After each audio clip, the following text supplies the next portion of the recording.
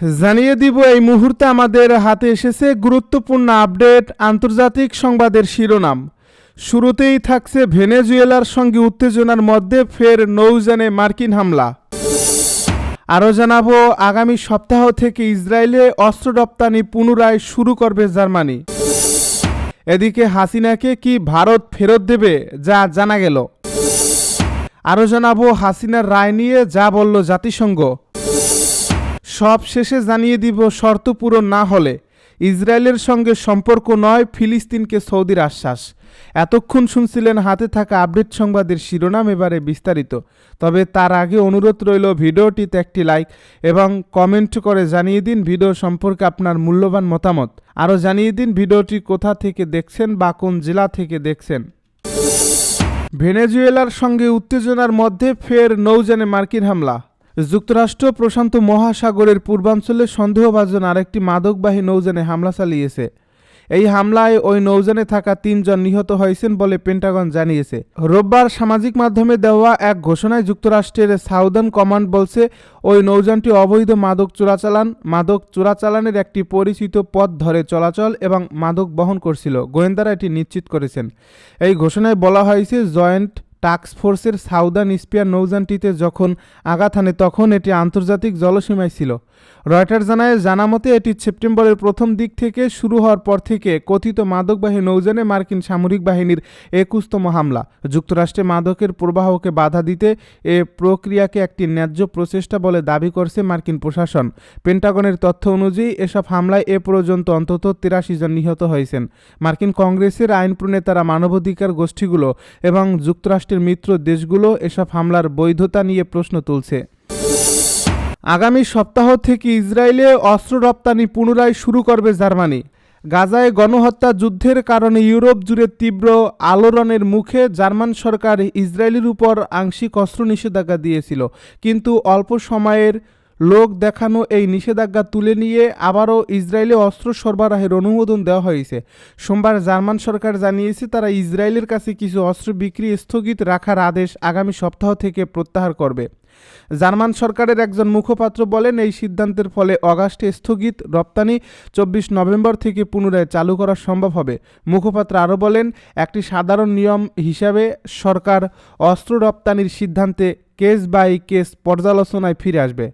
গাজা যুদ্ধের কারণে জনগণের চাপ বৃদ্ধির মধ্যে অগাস্ট মাসে ইসরায়েলে কিছু রপ্তানি স্থগিত করার ঘোষণা দেয় জার্মানি। ইউরোপীয় এই দেশটি যুক্তরাষ্ট্রের পর ইসরায়েলের দ্বিতীয় বৃহত্তম অস্ত্র রপ্তানিকারক। হাসিনাকে কি ভারত ফেরত দেবে যা জানা গেল।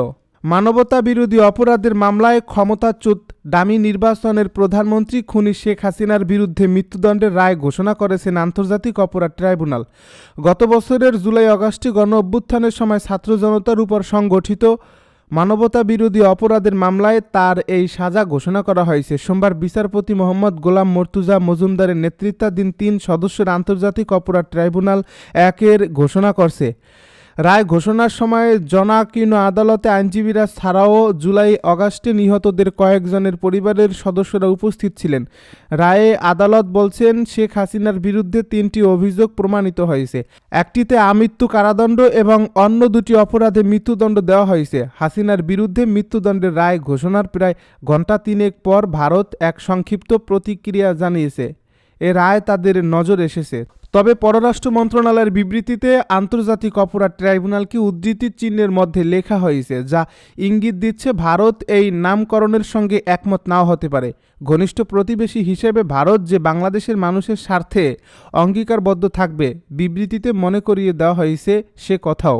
তবে ভারতের শীর্ষস্থানীয় কর্মকর্তারা বিবিসিকে আভাস দিয়েছেন, এ রায়ের ফলে শেখ হাসিনাকে নিয়ে দিল্লির অবস্থান আদৌ বদলাচ্ছেন না এবং তাকে বাংলাদেশের হাতে তুলে দেওয়ারও কোনো প্রশ্নই উঠছে না। হাসিনার রায় নিয়ে যা বলল জাতিসংঘ। জুলাই গণ অভ্যুত্থানে সংঘটিত মানবতাবিরোধী অপরাধের মামলায় ক্ষমতাচ্যুত সাবেক প্রধানমন্ত্রী শেখ হাসিনার মৃত্যুদণ্ডের রায়ের প্রতিক্রিয়া জানিয়েছে জাতিসংঘের মানবাধিকার বিষয়ক হাই কমিশনারের কার্যালয়। সোমবার জেনেভা থেকে এক বিবৃতিতে এই আনুষ্ঠানিক প্রতিক্রিয়া জানান সংস্থাটির মুখপাত্র রাবিনা শামদাসানি। তিনি বলেন, ঢাকায় আজ আন্তর্জাতিক অপরাধ ট্রাইব্যুনাল বাংলাদেশের সাবেক প্রধানমন্ত্রী শেখ হাসিনা এবং সাবেক স্বরাষ্ট্রমন্ত্রী আসাদুজ্জামান খান কামালের বিরুদ্ধে মানবতাবিরোধী অপরাধের মামলার রায় দিয়েছে। এটি গত বছরের বিক্ষোভ দমনের সময় সংঘটিত গুরুতর অধিকার লঙ্ঘনের শিকারদের জন্য একটি গুরুত্বপূর্ণ মুহূর্ত। তিনি আরও বলেন, 2025 সালের ফেব্রুয়ারিতে আমাদের অনুসন্ধানমূলক প্রতিবেদন প্রকাশের পর থেকে আমরা বারবার দাবি জানিয়ে এসেছি যে নির্দেশনা ও নেতৃত্বের অবস্থানে থাকা ব্যক্তিসহ সব দোষীর আন্তর্জাতিক মানদণ্ড অনুযায়ী জবাবদিহির মুখোমুখি করা হোক। পাশাপাশি আমরা দাবি করছি ভুক্তভোগীদের যেন কার্যকর প্রতিকার ও ক্ষতিপূরণ পাওয়ার সুযোগ নিশ্চিত করা হয়। সামদাসানি বলেন, আমরা এই মামলার বিচার কার্য সরাসরি পর্যবেক্ষণ করিনি, তবে আন্তর্জাতিক অপরাধের অভিযোগে পরিচালিত যে কোনো জবাবদিহি প্রক্রিয়ায় পর্যাপ্ত ন্যায় বিচার ও আন্তর্জাতিক মান অনুসরণের প্রয়োজনীয়তার কথা আমরা নিয়মিতভাবে বলে আসছি। বিশেষত এক্ষেত্রে বিচার দোষীর অনুপস্থিতিতে অনুষ্ঠিত হয়েছে এবং মৃত্যুদণ্ড দেওয়া হয়েছে। এ পরিস্থিতিতে আন্তর্জাতিক মানদণ্ড আরও বেশি গুরুত্বপূর্ণ।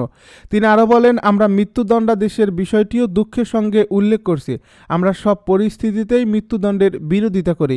রায়ের পর সংশ্লিষ্ট সব পক্ষকে সংযত আচরণ করার আহ্বান জানিয়ে সামদাসানি বলেন, জাতিসংঘের মানবাধিকারের বিষয়ক হাইকমিশনার ভলকার তুর্ক আশা প্রকাশ করছেন যে বাংলাদেশ সত্য উদ্ঘাটন, ক্ষতিপূরণ ও ন্যায় বিচারের একটি সমন্বিত প্রক্রিয়ার মধ্য দিয়ে এগিয়ে যাবে। এর মধ্যে আন্তর্জাতিক মানদণ্ড সম্মত অর্থবহ ও রূপান্তরমূলক নিরাপত্তা খাত সংস্কার থাকা উচিত, যাতে এসব লঙ্ঘন ও নির্যাতন পুনরায় না ঘটে। ভেনেজুয়েলার সঙ্গে উত্তেজনার মধ্যে ফের নৌযানে মার্কিন হামলা।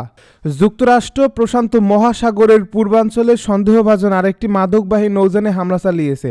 এই হামলায় ওই নৌযানে থাকা 3 জন নিহত হয়েছেন বলে পেন্টাগন জানিয়েছে। রোববার সামাজিক যোগাযোগ মাধ্যমে দেওয়া এক ঘোষণায় যুক্তরাষ্ট্রের সাউদার্ন কমান্ড বলছে, ওই নৌযানটি অবৈধ মাদক চোরাচালানের একটি পরিচিত পথ ধরে চলাচল ও মাদক বহন করছিল। গোয়েন্দারা এটি নিশ্চিত করেছেন। এই ঘোষণায় বলা হয়েছে, জয়েন্ট টাস্কফোর্সের সাউদার্ন স্পিয়ার নৌযানটিতে যখন আঘাত হানে তখন এটি আন্তর্জাতিক জলসীমায় ছিল। রয়টার জানামতে এটি সেপ্টেম্বরের প্রথম দিক থেকে শুরু হওয়ার পর থেকে কথিত মাদকবাহী নৌযানে মার্কিন সামরিক বাহিনীর 21তম হামলা। যুক্তরাষ্ট্রে মাদকের প্রবাহকে বাধা দিতে এ প্রক্রিয়াকে একটি ন্যায্য প্রচেষ্টা বলে দাবি করেছে মার্কিন প্রশাসন। পেন্টাগনের তথ্য অনুযায়ী এসব হামলায় এ পর্যন্ত অন্তত 83 জন নিহত হয়েছেন। মার্কিন কংগ্রেসের আইন প্রণেতারা, মানবাধিকার গোষ্ঠীগুলো এবং যুক্তরাষ্ট্রের মিত্র দেশগুলো এসব হামলার বৈধতা নিয়ে প্রশ্ন তুলছে। যুক্তরাষ্ট্রের প্রেসিডেন্ট ডোনাল্ড ট্রাম্প প্রশাসন দাবি করেছে, এসব হামলা চালানোর আইনি কর্তৃত্ব তাদের আছে আর এর ন্যায্যতা প্রমাণ করে এমন একটি আইনি মতামত মার্কিন বিচার বিভাগ দিয়েছে। এসব অভিযানে অংশ নেওয়া মার্কিন সামরিক বাহিনীর সদস্যরা বিচার থেকে দায়মুক্তি পাবে। রোববার মার্কিন পররাষ্ট্রমন্ত্রী মার্কো রুবিও জানিয়েছেন, যুক্তরাষ্ট্রের পররাষ্ট্র মন্ত্রণালয় কার্টেল দে লোস সোলেস নামের কথিত মাদক সংগঠনকে বিদেশি সন্ত্রাসী সংগঠন হিসাবে তালিকাভুক্ত করছে। মার্কিন কর্মকর্তাদের অভিযোগ, যুক্তরাষ্ট্রে মাদকদ্রব্য পাঠাতে অপরাধী সংগঠন টেরেন দে আরাগুয়ার সঙ্গে কাজ করে কার্টেল দে লোস সোলসে।